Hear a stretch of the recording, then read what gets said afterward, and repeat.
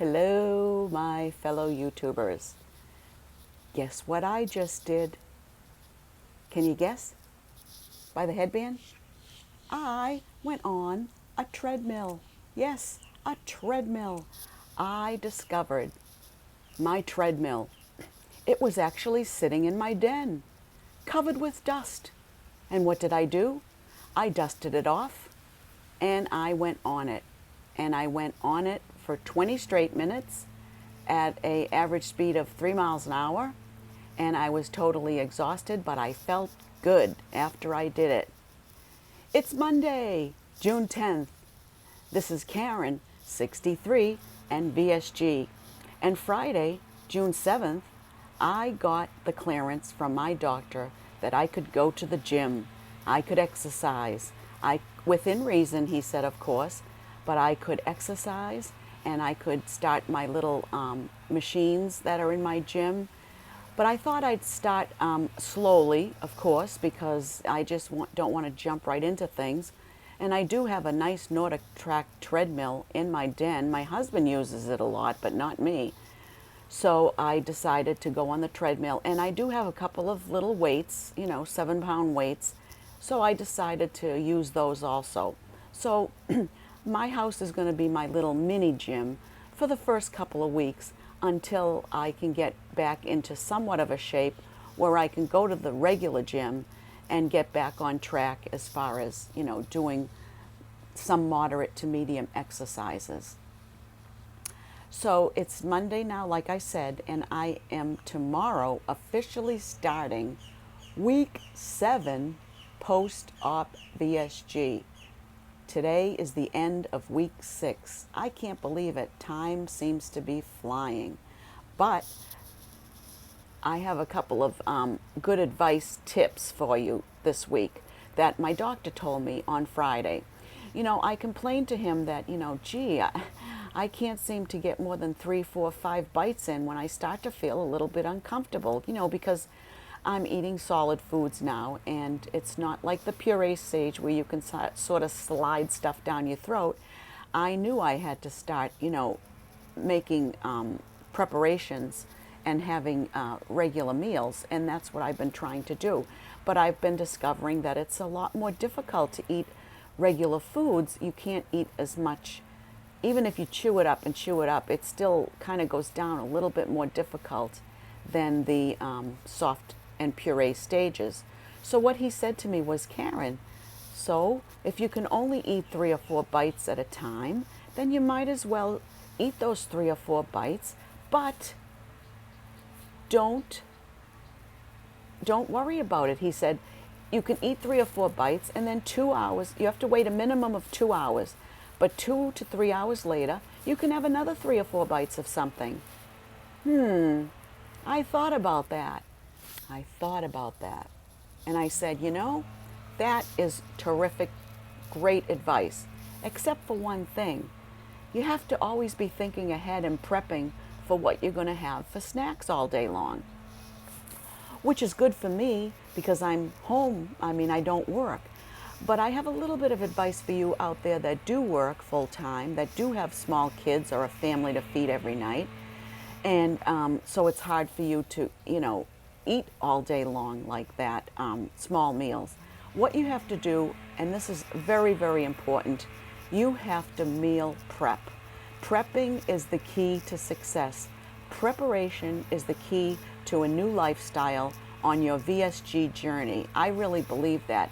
Preparation is the key to having good, safe, healthy snacks all day long. And what do I mean by preparation?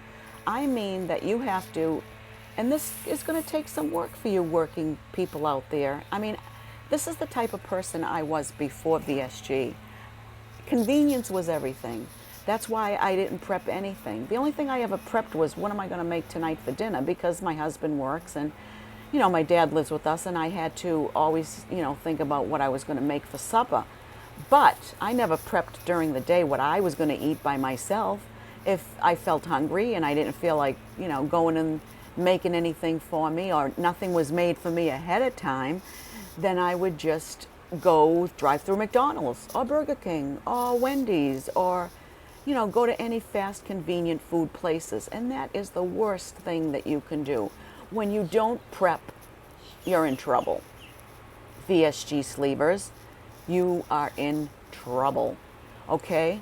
Now, my advice, like I said, for you people at work is, and this is going to take some time to get used to. This is going to take some effort on your part.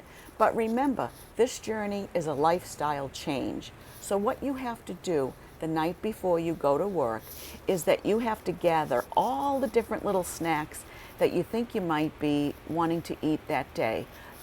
Get an insulated lunch bag, a fairly good size one, okay? Throw in a protein bar, throw in a protein shake, throw in some string cheese pieces, get a little Ziploc bag and throw in some pieces of deli, maybe a hard-boiled egg. All these are healthy snacks, okay? Slices of cucumber, a few maybe sugar-free pickles, things like that, that you know that you can reach into your bag of tricks and pull out at a moment's notice when you feel hungry. And then that way, every 2 hours, you can look into your bag of tricks and you can pull out a snack that you know you've prepped ahead of time and that's healthy for you, okay? Try it and see if it works. What I've been doing is I've been meal prepping my snacks now too. I know exactly when I open the refrigerator what I'm going to go for when I decide that it's time for me to eat again, which is going to be every 2 to 3 hours, at least for a while, until your stomach is completely swollen free, back to normal, and you can fit maybe a meal in at a time. And it's never going to be a meal like you used to eat before. Don't even think that way. But at least it might be enough food that you'll be able to go maybe 4 hours, maybe, or 5 hours in between, and that you can have maybe 3 meals, good meals a day, with maybe a snack or 2 in between. But they always have to be healthy snacks, okay? So I guess my advice today is preparation is the key. My exercising program is also the key. My doctor told me, Karen, don't worry about, I want you to get 60 minutes of walking a day. He said, does that mean you go on the treadmill for 60 straight minutes? Oh no, you can go on 6 times for 10 minutes if you want. You could go on 3 times for 20 minutes if you want. He said you can take a little walk, go to the store, walk around shopping for 15 minutes. That counts. Every step that you take counts. Doesn't have to be all at once. So what I did was today, Monday, June 10th, I got a head start. I got 20 minutes. I got up in the morning, I had a little bit of water, and I went right in, dusted off that old treadmill, put on my nice New Balance sneakers and some nice socks. Then I got on that treadmill and I went for 20 minutes. Now 1/3 of my walking is complete by 7:30 in the morning. I felt like that was a real accomplishment. I also went in my closet, dug around and found my 2 little weights that I had stored away. And I pulled them out and I did some light weightlifting for about 10 minutes. That wasn't really a lot, but I didn't want to really overdo myself. So I did that.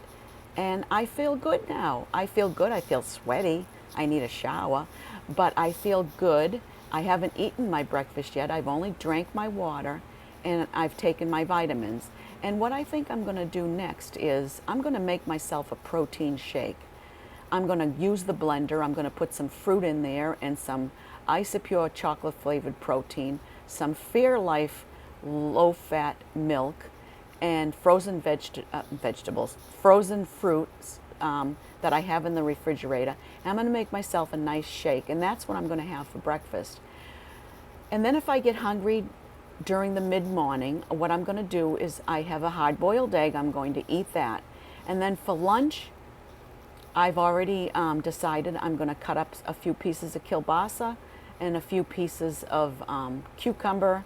I know it sounds like a weird combination, but that's me, weird. And I'm going to have that maybe for lunch. And then I won't have to worry about anything until mid-afternoon, when my snack will probably be maybe a protein shake again. So, and I already made some soup for myself, some homemade soup yesterday, and I am going to have that for supper with maybe, it's a vegetable soup, and I might include a piece of 2 ounces of grilled chicken. So see, my meals and snacks are already prepped for the day. It's not that hard. For someone that was never patient enough to do this, believe me, if I can do it, you can do it. If I used to run to a fast food joint instead of thinking about what I wanted to eat. See, that's the problem. When you go to a fast food place, you not only are not thinking, you're only thinking of convenience. What do I want now to satisfy my hunger?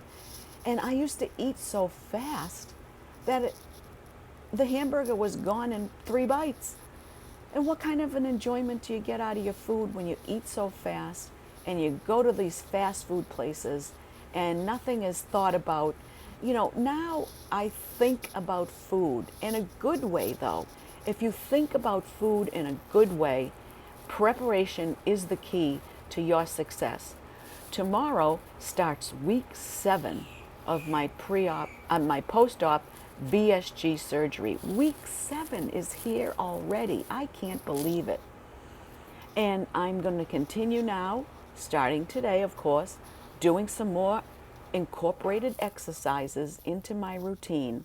I will get my 60 minutes of walking in, whether it's just walking around the house or walking around a store or walking for 10 or 20 minutes on my treadmill at a time. I am going to start incorporating 60 minutes of walking a day. When you think about it, it really isn't that hard, except if you're a couch potato and you like to sit around all day and watch TV, then it's difficult to get those steps in. Anyway, that's my report for week 6 post-op VSG. This is Karen, 63, and VSG. If you liked my video, please press the little like button down there and subscribe to my channel. And every week I will give you more exciting reports. Okay? I love you tubers. Take care. Whoops, sorry about that. I almost dropped my iPad. Until then, like I said, this is always unedited and one take, and whatever mistakes I make, oh well, you guys get to enjoy them too. This is Karen, 63, and VSG. I love you tubers. You take care. Bye-bye.